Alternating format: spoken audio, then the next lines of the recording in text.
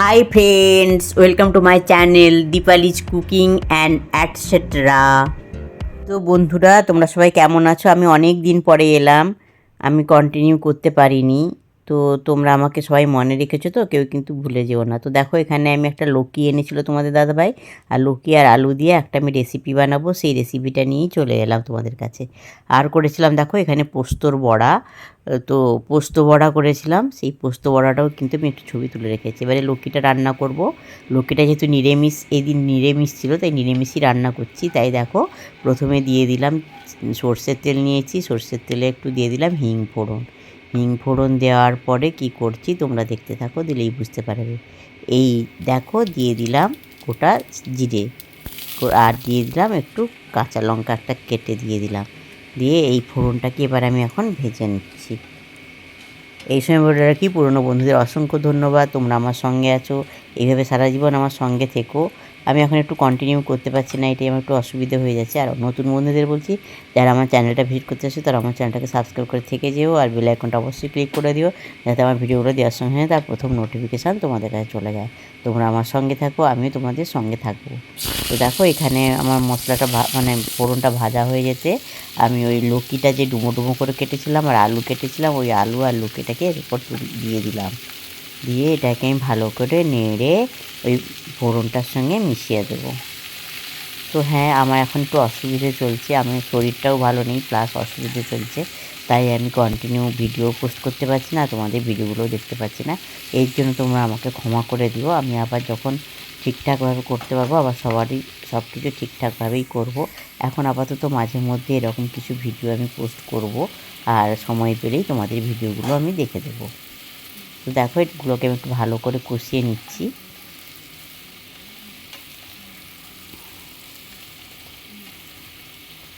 আর তোমরা সবাই কেমন আছো অবশ্যই কমেন্ট করে জানিও।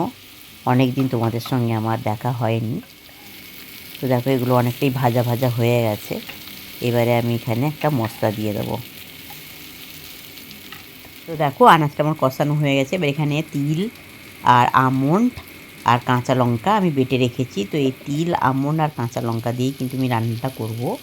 তো দেখো, সেই মশলাটা আমি দিয়ে দিলাম সবজির ওপরে, দিয়ে এটাকে ভালো করে মিশিয়ে নেবো, দিয়ে একটু ভালো করে কিন্তু কষাতে হবে। তো তোমরা কিন্তু আমাকে কেউ ভুলে যেও না। আমি একটু অসুবিধা থাকার জন্য এখন আসতে পারছি না, শরীরটাও ভালো নেই, এরকম মাঝে মধ্যে আসবো। তো দেখো, এখানে গরম জলটা বসিয়ে রেখেছিলাম, তো ওখান থেকে কিছুটা গরম জল আমি এই জারটায় নিয়ে নিলাম, দিয়ে এটাকে ভালো করে মশলাটা ধুয়ে আমি ওখানে দিয়ে দেবো।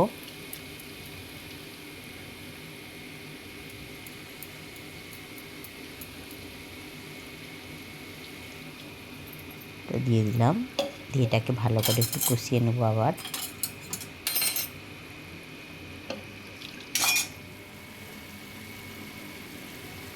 তো এখানে আমি পরিমাণ মতো লবণও দিয়ে দিলাম,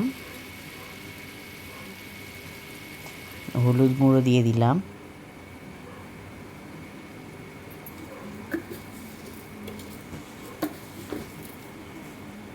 আর দিয়ে দিচ্ছি একটু চিনি। তো যেহেতু নিরামিষ তরকারিটা করেছিলাম, তাই একটু চিনি বেশি করেই দেবো, একটু মিষ্টি মিষ্টি খেতে ভালো লাগে নিরামিষ তরকারিটা। তো এবার এগুলোকে সবগুলোকে ভালো করে মিশিয়ে নিচ্ছি, আর একদম জলটা শুকনো হয়ে যাওয়া অবধি আমি এটাকে কষাবো। তো এটা এরকমভাবে যত কষাবে তত কিন্তু এটা ভালো হবে। তো এবারে আমি একটা ঢাকনা চাপা দিয়ে দেবো। দেখো, ঢাকনা চাপা তুলে নিয়েছি, অনেকটাই কষে এসছে, তো আরও কিছুটা কষানো হবে। তো এই সময় আমি দেখে নেবো যে কতটা সেদ্ধ হয়েছে। তো দেখো, অনেকটাই কষে এসছে, জল প্রায় শুকনো হয়ে এসছে, আর একটু অল্প বাকি আছে। তো দেখো, এখানে মোটামুটি একটা সিদ্ধ হয়েছে, তো আর একটু সেদ্ধ হতে হবে। তবে এই তরকারিটা কিন্তু খুব বেশি মাখা মাখা করবো না, একটু হালকা ঝোল ঝোল রাখবো। তো দেখো, এবার আমি জলটা যে গরম করতে বসিয়েছিলাম, সেই জলটা পরিমাণ মতো আমি এখানে দিয়ে দেবো। আর যেহেতু আমার সবজিগুলো সেদ্ধ হয়ে এসছে, তাই খুব বেশি জল মানে বেশি সময় লাগবে না সেদ্ধ হতে, আর খুব বেশি জলও লাগবে না, একটু হালকা ঝোল ঝোল রাখবো। দেখো, এবারে আমি আরেকবার ঢাকা চাপা দিয়ে দেবো। সব কিছু মিশিয়ে নিয়ে দিলেই কিন্তু আমার রান্নাটা প্রায় কমপ্লিট হয়ে যাবে। তো দেখো এবার আমি ঢাকনা চাপাটা দিয়ে দিচ্ছি, গ্যাসটা মিডিয়ামে রাখছি। আর এটা ছিল জন্মাষ্টমীর সময়ের ভিডিও, জন্মাষ্টমীর দিন আমি এই ভিডিওটা করে রেখেছিলাম। তো আর দেখো লাস্টে দিয়ে দিলাম 1 চামচ ঘি। যেহেতু নিরামিষ তরকারি, ঘিটা দিলে এর স্বাদটা আরও অনেক গুণ বেড়ে গেছিলো ঘিটা দেওয়ার জন্য। তোমরা যদি রান্না করো তাহলে অবশ্যই কিন্তু ঘিটা দিও। আর এটা ছিল জন্মাষ্টমীর দিনের ভিডিও।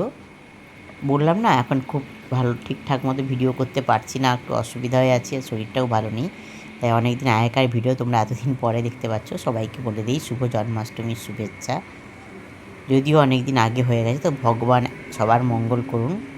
এখনও জন্মাষ্টমী, যেহেতু রাধাষ্টমী না আসা অবধি জন্মাষ্টমী থেকেই যায়, তো সেই জন্য আমি এখনই বলে দিলাম। আর দেখো এটাই ছিল ফাইনাল লুক।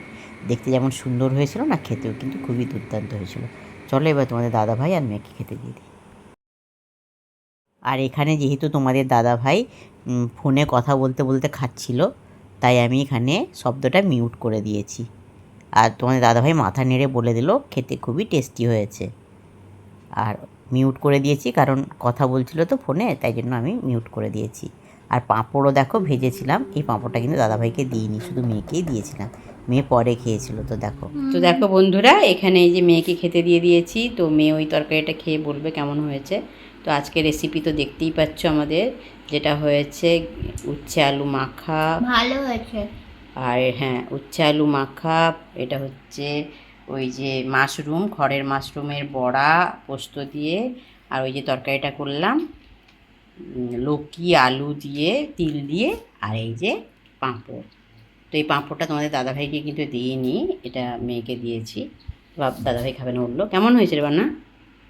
ভালো হয়েছে, আর ঘিটা দেওয়ার জন্য আর ঠাকুরের প্রসাদের মতো টেস্টি লাগছে। তো আজকে তো যেহেতু মানে কি বলবো, জন্মদিন, গোপালের জন্মদিন, জন্মাষ্টমী, তো আজকে সবই তো নিরামিষ হয়েছে, তো ওই জন্য একটু ভাবলাম প্রসাদ প্রসাদ টাইপের বানিয়ে নিয়ে। ঠিক আছে, বন্ধুরা দেখলে ওই যে রান্নাটা করলাম আজকে শুভ জন্মাষ্টমীর শুভেচ্ছা সবাইকে। ভগবান সবার মঙ্গল করুন। আর ওই যে তরকারিটা করলাম দেখলে লৌকি আলু আর তিল বাটা, আমন্ড বাটা আর মশলা দিয়ে, তো ওটা সবাই তোমাদের দাদাভাইও বলেছিল ভালো হয়েছে, আর মেয়েও বলেছিল ভালো হয়েছে। তো তোমরাও কিন্তু ইচ্ছে করলে এভাবে একটা নিরামিষের দিন তরকারিটা রান্না করে খেতে পারো। সবাই খুব খুব খুব ভালো থেকো, সুস্থ থেকো, সাবধানে থেকো, আর আমার সঙ্গে থেকো। Good afternoon, by.